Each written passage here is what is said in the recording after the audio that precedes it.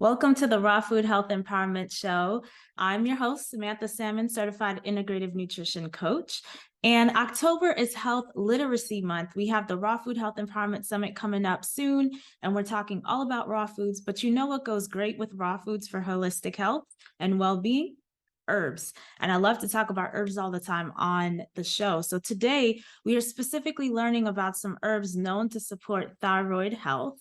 I recently read a book called The Thyroid Connection by Dr. Amy Myers. This book is interesting, but I'm not recommending it since she talks about in her plan, she suggests folks eat breakfast sausages, which we know are known carcinogens. Not all the doctors know all the things, which is why it's very important to find a plant-based doc. But she mentioned some herbs that I want to dive deeper in today with herbalist Princess Manuel. Princess Manuel created LUYA Healing and Herbs in February 2020. In her practice as an herbalist, she is intimately involved in plants. She learns its energetic qualities among many other properties that help her determine what is right for each unique individual. She facilitates healing circles. And Princess Manuel, I'm so excited to talk to you today. I want to start with what inspired you to get into herbal medicine? Yeah, so it's been a journey to find plant medicine. Growing up, I was in my grandfather's garden and I found a lot of peace there, but I didn't really engage and build relationship with the plants other than helping my parents cook, so I own a business called LUYA Healing and Herbs, and LUYA means ginger in Tagalog, which is one of the many languages in the Philippines. And so, we would always cook LUYA in our food, and that's how I became intimate with that plant. But it was, again, like a journey to get there.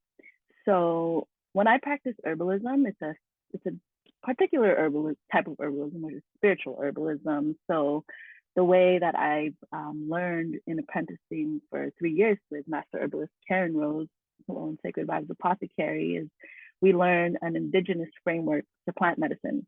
So we learn the spiritual properties of the plant medicine alongside its physical properties. And so the way I found plant medicine was I actually did a ritual when I was a little girl in elementary school.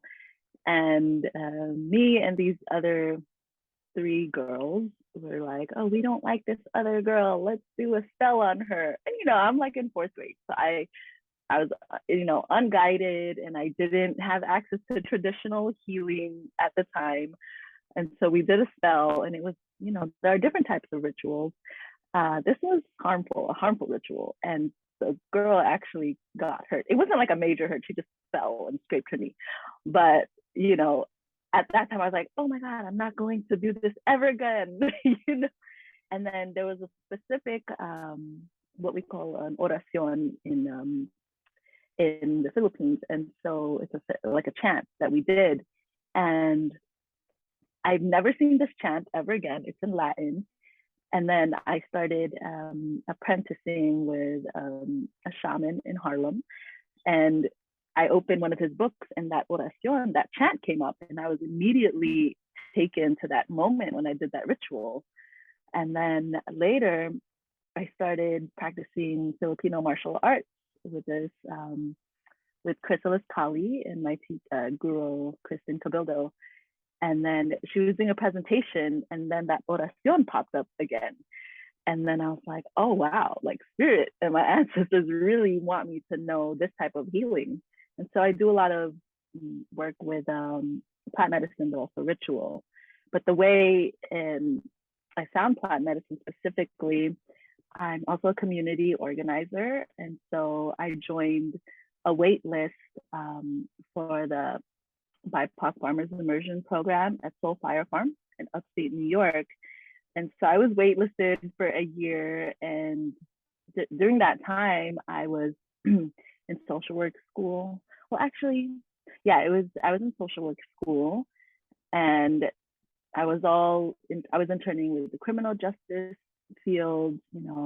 My brother, my father, even I was touched by the incarceration system. And so social work school found out, and they're like, let's place you in all of these, prison settings. And so it was a lot for me to constantly be triggered in these spaces. And so, I was really burnt out during that time, adrenal fatigue, another one of the glands. Mhm. But ever since then, I was in my own therapy to kind of heal myself so that I can support folks, who are re-entering back into society after being touched by the prison industrial complex, as I'd like to call it. And so after Soul Fire Farm and like healing with the land, getting my hands on the land, folks would just start coming to me in my journey. And it's because I started inquiring, I started putting out into the universe, like, wow, this is really exciting me. This is really, calling me. And so folks were like, you should meet with Master Herbalist Karen Rose. And then I just started doing research, and eventually I was accepted into the apprenticeship. And so I apprenticed with Karen for about 3 years, like right before the pandemic and then during the pandemic. So our cohort was the first to actually like organize herbal workshops, a conference that was completely online. And during that time, there was a lot of issues with the Black Lives Matter movement. And so, there was just a lot going on during that apprenticeship. And so I guess we could talk a little bit about that later, but like COVID, the way I see it, is like also connected to Mother Nature and like the health of our lungs, and also like the health of the lungs of the earth. And so that's a long story to like how I found plant medicine. But yeah. Yeah, I love that story. First of all, Soul Fire Farm, shout out to Mhm. them. I mean, I love their reach and the people that they attract. I mean, those are definitely my people, and your whole story is just so interesting to me. I am really curious, with you being an herbalist and everything that you've learned, the social work and being part of the Soul Fire Farm community and a social justice person, like how are you looking to use all that you've learned in in your community in California? Like how are you looking to grow? Like what's your 12-month plan? So I think I have been initiated into this work because of my childhood trauma. Like I've experienced, sexual, physical traumas, also witnessing it in my community. And so I actually became an organizer because I wanted to find healing. And I had so much rage because of that. And, I identify as like a woman of color. And so I've experienced a lot of, the statistics, like 1 in 4 women will be raped, or every woman is like sexually harassed, different things like Mhm. that. And so, I turned that into medicine for my community by healing myself through like traveling through like the medicine wheel and like doing the shadow work, doing like soul retrieval, and then finding ways to communicate with the spirit world to kind of, you know, heal myself, but also give support and guidance for folks who are actually healing through those things as well. So I focus specifically on present day and generational traumas because as someone who's like a transnational feminist, I organize with a firm, and we learned that, like we have to dismantle this notion of like just self-care, which is very individualistic. And a lot where I come from, in like traditional medicine, it's all about collective care. And Mm. so what I learned through social justice is like all of these systems, and the impacts of racism, classism, sexism impact our psyche. I didn't mention this earlier. I'm also a licensed mental health clinician. And so I studied like, okay, how do these systems impact our communities? How does it impact the psyche of folks to where we continue to uphold these oppressive values internally, and also how we're allowing, like, whether it's unconsciously, these systems to continue exploiting our communities. And so I'm turning, this into medicine by through LUYA healing and herbs. We do herbal consultation, we do spiritual life coaching, where I do a holistic intake, where I um, speak with the individual about what's going on emotionally, mentally, spiritually, and then we create a goal and plans for them. And then in a collective, we do group coaching. So in a collective container, which is very powerful, right? Like it kind of dismantle this notion of like individualistic healing, which I think is also important as we're transitioning. But in this space, it kind of removes the power dynamic where, you know, like in the Western world, it's very like power over education, where I'm just going to pour information onto you. But in this space, it's reciprocal. I'm also learning and I'm also teaching what I know, and I'm not the expert, right? Like other folks in the space also have a lot of healing wisdom from their ancestors that we can all benefit from. And so during this space, you know, we're processing and storytelling about like, what are the generational traumas we've inherited from our mothers, our parents, and then what have these systems done to us to where we're experiencing present day traumas now. And, you know, through this space, we're storytelling, we're witnessing each other, and then we're healing with plant medicine, with ancestral technologies, which is ritual, with connecting with our spirit guides, which can be plant and elemental or animal spirit guides. And so I really support folks, you know, just with all the healing modalities that I've had to use on my own life, and then teaching that to other folks, and also like learning and holding myself accountable when I do make mistakes, which is going to happen, you know. Yeah, I love that. I love that. The collective healing. That's awesome. So can you tell us a bit about these 3 specific herbs? And like I said earlier, I read this book by Dr. Amy Myers where she's talking about thyroid health, and she mentions these 3 herbs in particular, but not everyone is in agreement on these herbs. So I would love to hear in terms of like how they affect the thyroid and if they're good for the thyroid or not. So I would love to hear from you about Motherwort, lemon balm, and bugleweed, and if you could walk us through the benefits of those herbs and what exactly we would use them for. Yes, absolutely. So of those 3 plants, I've studied Motherwort, bugleweed, but of those 3, I walked more intimately with lemon balm. And when I say I walk more intimately, you know, I'm connecting with the plant. I'm like building a relationship with the plant before I'm like using the plant. And I'm actually making the plant medicine for myself. Right. But before we get into those 3 herbs, again, like I mentioned, that when we study plant medicine, we also think about the spiritual properties of the plants. And so, you know, the thyroid gland is a part of the endocrine system, which is, you know, a set of other glands. And spiritually, we see that each of the glands are actually aligned with the different chakras. And so it's interesting how the thyroid chakra is aligned with, the thyroid is aligned with the throat chakra. And so, I don't know, is that something you've heard of before about like how it's aligned with the chakras? I've never heard the connection between chakras and herbs. So that's really interesting, but it makes sense that it would be aligned with the throat chakra. Yeah. So I'm going to talk a little bit about the throat chakra, if that's okay. And then we'll get into the herbs. And so I'm referencing a book called Eastern Body, Western Mind. And so I'm just going to briefly talk about the throat chakra. And then again, we'll get into like the physical properties of the plant medicine.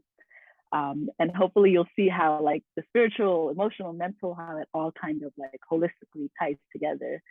And so the book talks about the throat chakra, or the 5th chakra, as, you know, the element is, I'm going to talk about correspondences. So the element is sound, right? The purpose is communication, creativity. It's about communication, listening, resonance, finding one's own voice. It's about the identity is creative, orientation is self-expression. Developmental stage is 7 to 12 years. And so each of the different chakras, you develop them at different developmental stages. And during this developmental stage, you're learning about creative expression, right? Communication skills, symbolic thinking. And so the basic rights within this energy center is to speak and be heard. And so if you're balanced in this chakra, you have a resonant voice, you're a good listener, a good sense of timing and rhythm, you have clear communication, you live creatively. Traumas and abuses that could impact this energy center, making it imbalanced, right, is lies or getting mixed messages, verbal abuse, constant yelling, excessive criticism, which blocks your creativity and creative expression. There are a lot of secrets, and you get threats for like telling. You have authoritarian parents where they say like, don't talk back, like don't express yourself. You come from an alcoholic, chemical dependent family.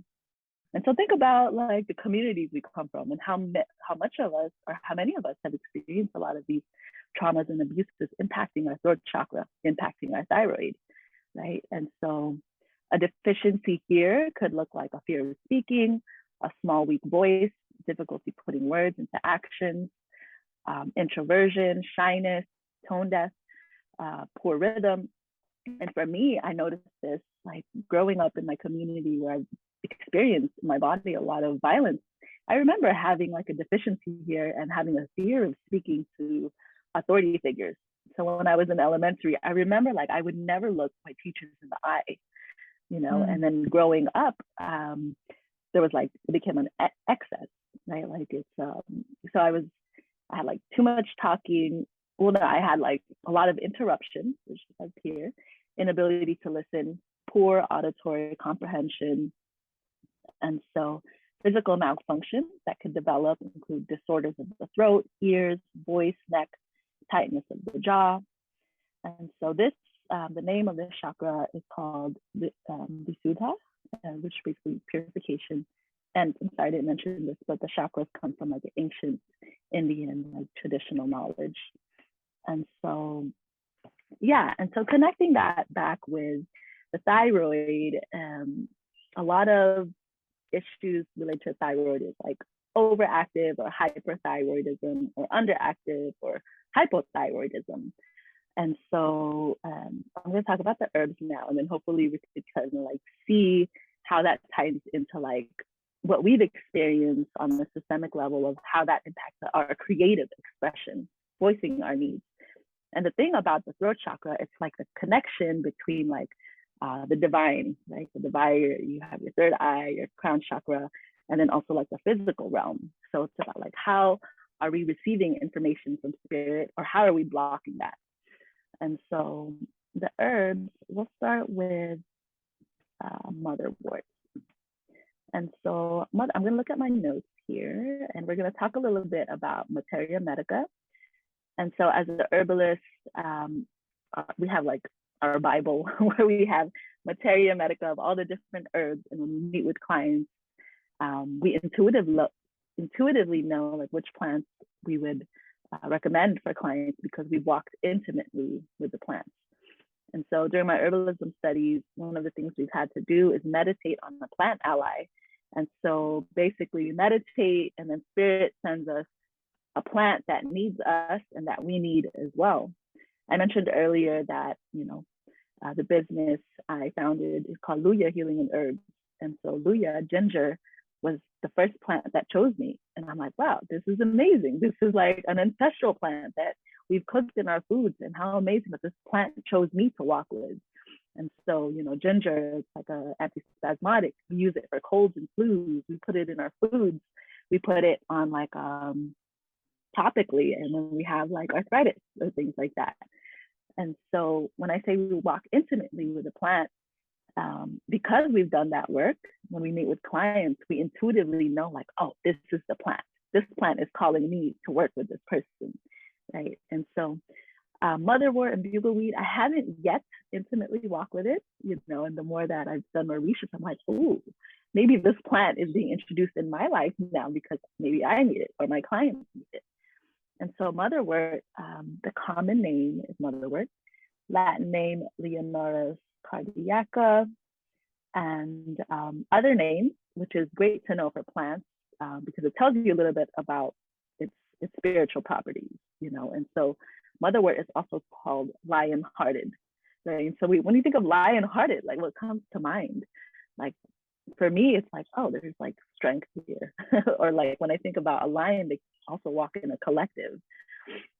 And so let's see. Actions and properties is basically how it works in the body. And so it's an emmenagogue, parturient, antispasmodic, cardiac tonic, hypotensive, diuretic, diaphoretic, carminative, calmative, relaxant, thyroid inhibitor. And so you would use it for heart problems associated with menopause, racing of the heart, suppressed or delayed menses, hot flashes, anxiety, insomnia, mental and emotional stress, thyroid hyperfunction, PMS. It's used to kickstart labor and expelling the placenta, menstrual cramps, and slightly sedative. And so contraindications are basically, you want to be mindful before taking a plant, because this could impact you, and you don't want to use the herb if you have this. So if you're pregnant and on beta blockers, you don't want to use it because of the anticoagulants. If you're on heart meds, if you have heavy menses, or if you have hypothyroidism. So if you use energy modifiers such as sleeping pills, coffee, or weed, don't use it, because it will make the effects more intense. It's good for menopause, but not if you're experiencing menopausal flooding, because it makes things flow. It's a menagogue. And so you would use it more for long-term use.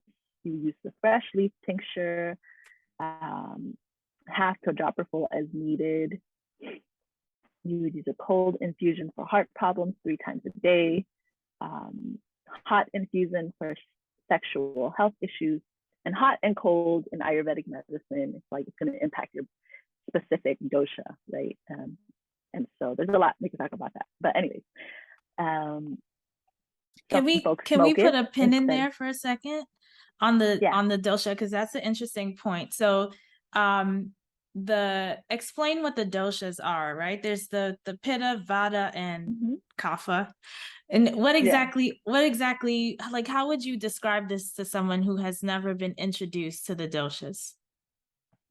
Yeah, so every human being is associated with a different dosha. There's actually like an assessment you could take. And I think throughout your life, you could kind of like move between the different 3 doshas. But basically, it's your unique body's constitution. And so I'm not like a specialist in Ayurvedic medicine, but I'm going to talk about it briefly. But basically, your specific body constitution has different needs. And so different plants have different energetic qualities, such as for Motherwort, it's bitter, spicy, and cold. And so if you have a specific dosha, this is going to be supportive or not supportive to what you're going through, to what ailment you're trying to heal. And so, yeah, I don't know if I explained it earlier, but no, this is great, because I'll have in the show notes a resource so folks could go deeper and actually figure out what their dosha is for those who are interested.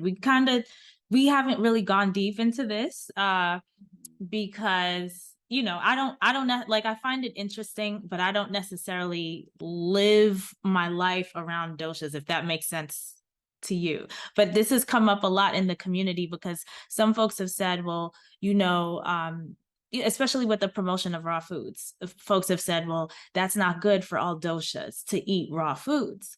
I understand in exploring it why I'm very much attracted to raw foods. I am pitta dosha, which is fire, and you need the cooling foods to calm down that fire. Too much fire, you get burnt out, right?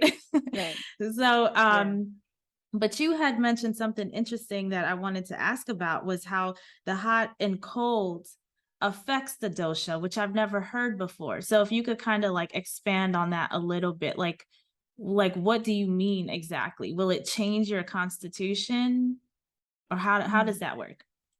Yeah, so from my understanding, it's all about balance, right? So if you're out of balance, let's say like what you mentioned, like if there's too much fire, then you want to take like cooling herbs to kind of like ease that or calm that down.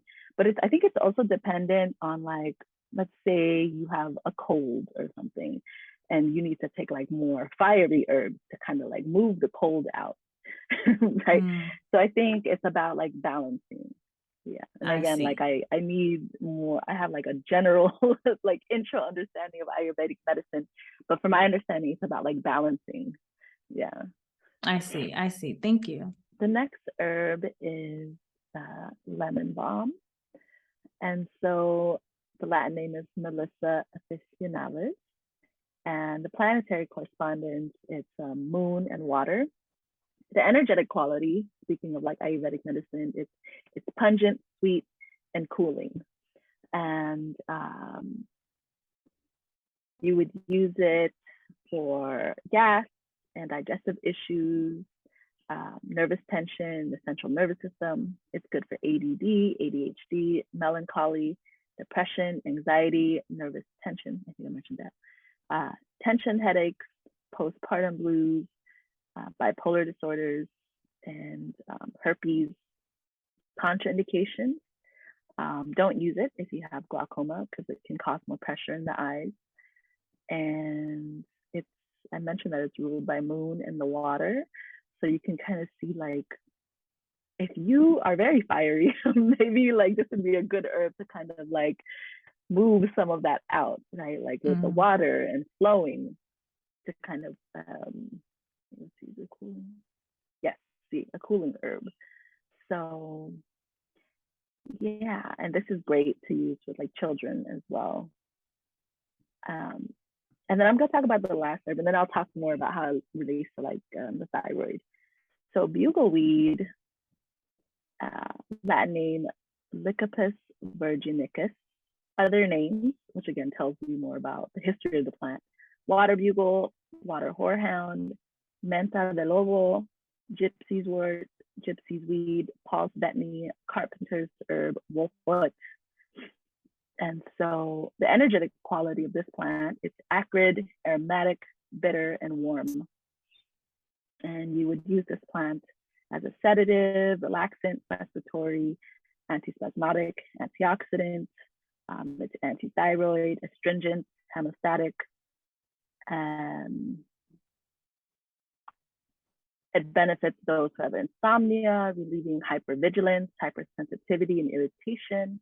It's an excellent remedy when experiencing indigestion stemming from anxiety or long-term activation of the fight or flight response. It's good for chronic or irritable coughs. And so, okay. So in terms of the thyroid, so overactive or hyperthyroidism is when the gland produces too much hormones and the body burns up too much food than normal. So you're like losing weight. And you would use nervines to calm the nerves, but also digestive herbs to aid in digestion. So herbs that I mentioned that could be good for this is bugleweed, as it is like a sedative, right? It's a nervine. It helps to calm the nerves.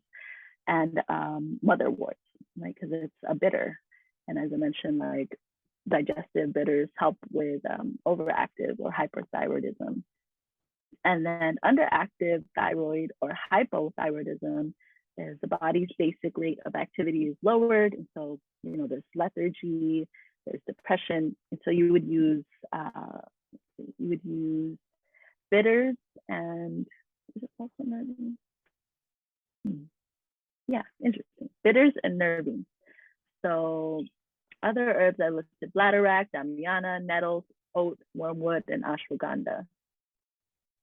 So I didn't talk about nettles yet, but I guess I can talk a little bit about that if it's okay.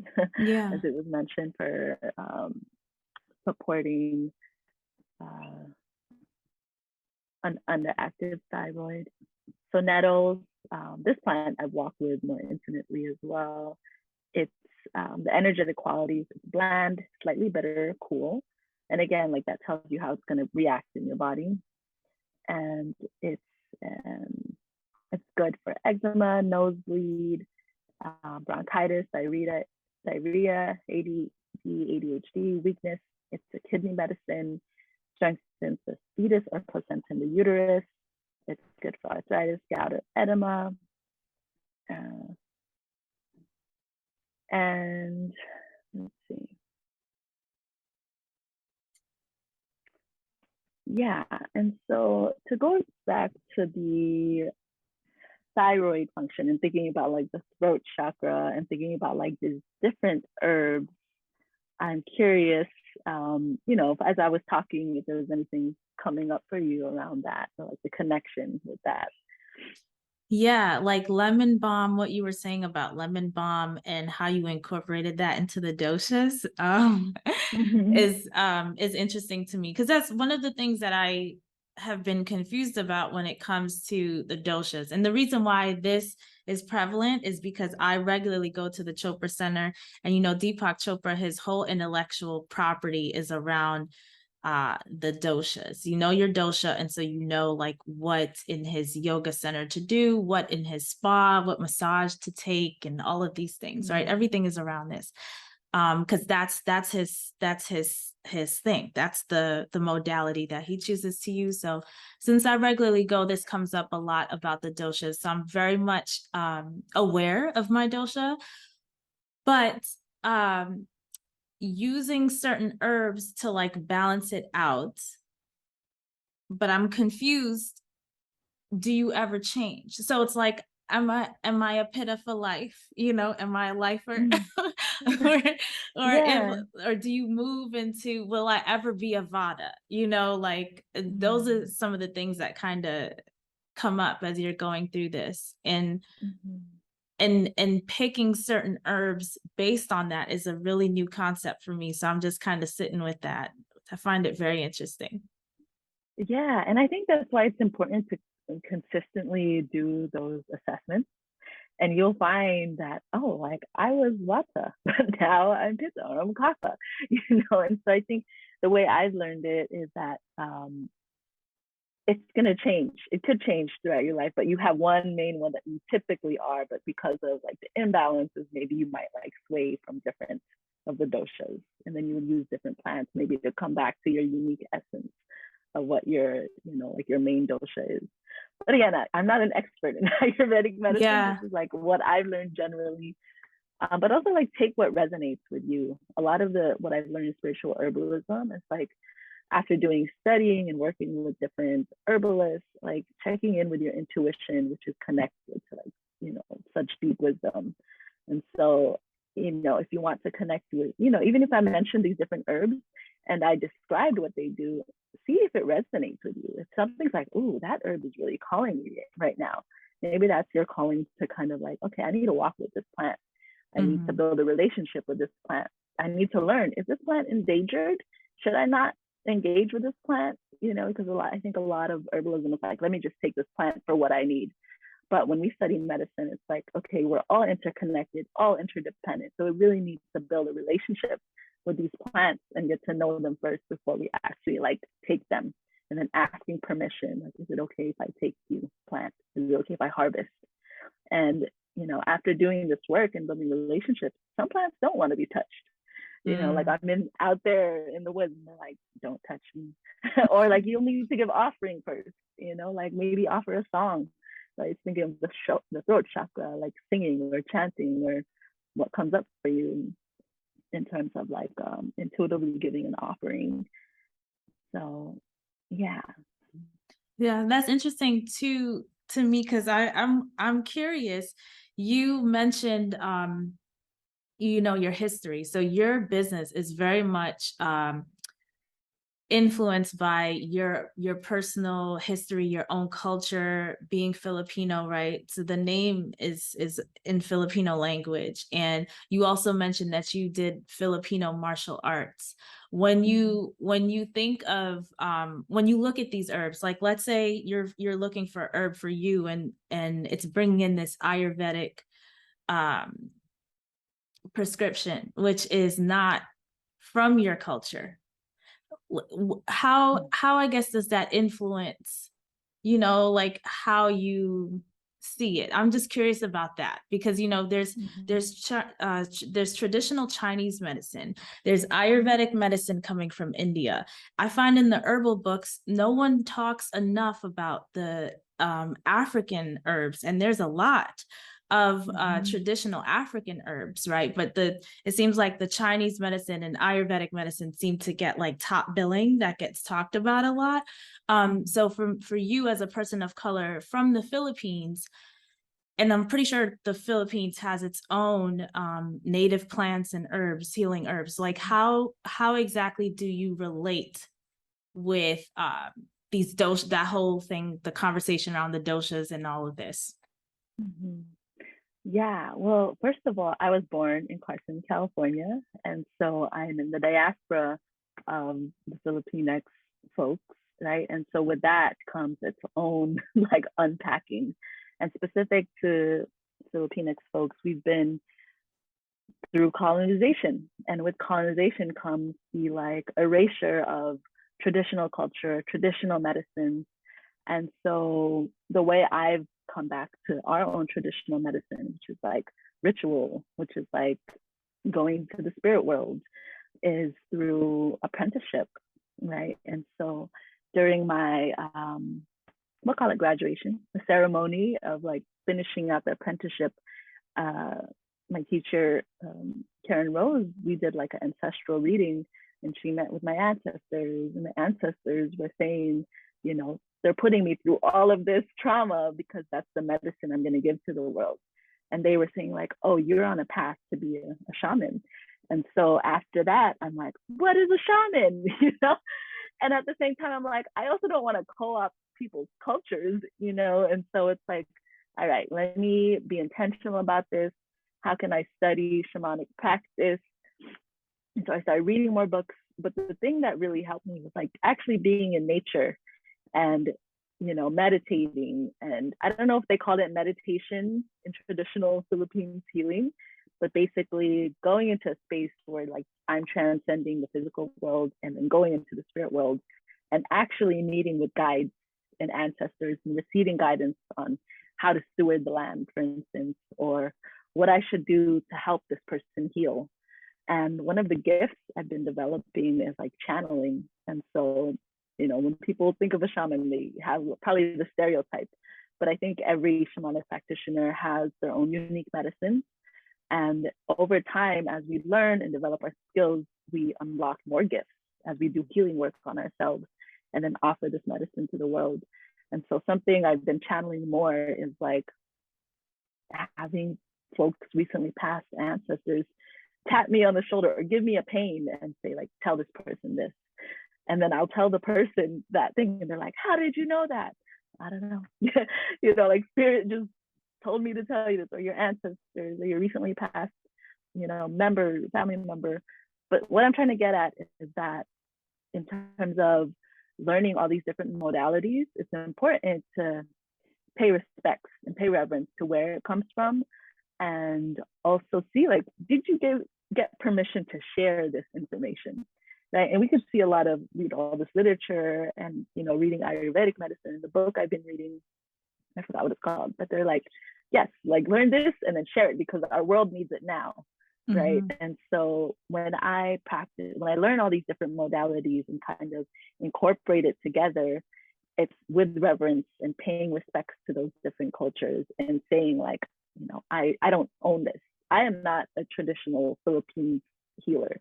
I am from Carson, California, and I'll tell my story to kind of like give people background of like where I come from.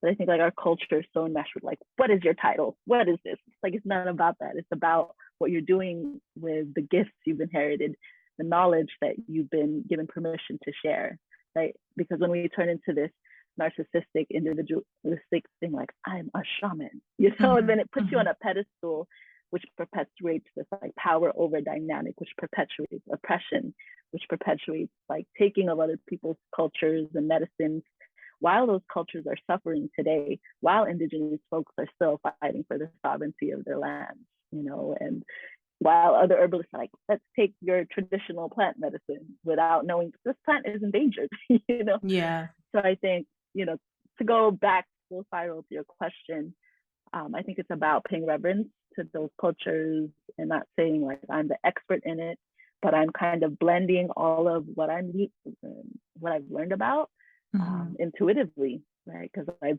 practiced it on my own body. I've used it on myself. So I know like not how it's going to work for you, but the process, and like undoing the type of thinking that's oppressive, and like paying respect and being respectful with engaging with the plant medicines. Yeah. But I think for me, like being in the diaspora, there's a lot of confusion. You know, there's like, who am I? Where do I belong? But like after doing my own healing work, it's like I belong here on earth. I am nature. I am part of nature. Everywhere I go, I'm a part of, not a part of this land, but I need to like respect this land, respect who came before this land, give offerings to the land, you know, like pay attention to what the systemic oppressions are and the people that have lived here and are being pushed out, you know, and the access to plant medicine or in access to plant medicine that the folks have, you know. Kind of went everywhere. I hope Yeah, that and answers some of your questions. I appreciate that context. It's you know, when people ask, because I've been asked by many people, you know, regardless of race, around the chakras and specifically Ayurveda, when I talk about raw foods, and now you bring it up with herbs, and I find it interesting. But like when I say, you know, I don't really use that as a metric to like how I eat and how I live my life necessarily, because it's not, I feel, you know, because I feel like it's not my culture. So it's interesting, and I can learn and be inspired by it and experiment with it. But for me personally, it feels like I could never say, oh, I eat this way or I do this thing and this is my life practice because I'm a so and so dosha. It just doesn't feel, it feels inauthentic to me because it's like that's not my culture, you know. So I was just curious, you know, how you feel about it. Yeah, yeah. Yeah, but I as think, an educator, it makes sense to share because the yeah. information could be useful. Like I've read books on things where they brought in the doshas to support their recommendations, which I didn't expect when I like picked up the book or whatever. That's how I found out I was a Pitta dosha, essentially, because I wasn't, even though I went to the Chopra Center, I wasn't really interested in doing the quiz or learning all the things. Because I had already learned this in my nutrition studies, but I wasn't interested in like, you know, giving it much weight for myself. But I fell upon it and got hooked with the explanation, like, oh my gosh, how do they know me so much? You know, as they're talking about the Pitta dosha. But yeah, but I just feel some type of way. That's why it's really fun for me to talk to other, especially folks like yourself, because when I talk to you, everything you talk about, like all the things you're into are all the things that I'm into. So that's why it's like I'm really like, well, how do you feel about this? You know, how does this affect you, like as a person who actually uses herbs and lives a holistic lifestyle? Yeah, I think, you know, and someone that practices like supporting folks in healing mental health stuff, um, I don't think it's also helpful to shame ourselves either. And I mentioned earlier, I'm going to make mistakes. I'm human, but it's not about, you know, cancel culture. That's kind of like the prison industrial complex where you did something wrong, let's throw you away. You're no longer human, you know, but it's like I'm human. I'm learning, I'm growing. I'm going to experiment with plant medicines. Maybe my formula wasn't as good and I could like, you know, add more.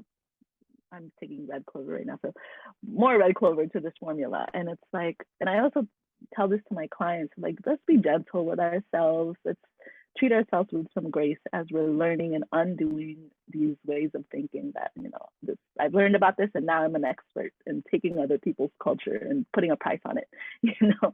But again, like paying our respects, and when you make a mistake, just own up to it and be like, oh shit, I misappropriated someone's culture. Like, I'm sorry I did that. Now I know to move with more intentionality and, you know, and be more mindful about that.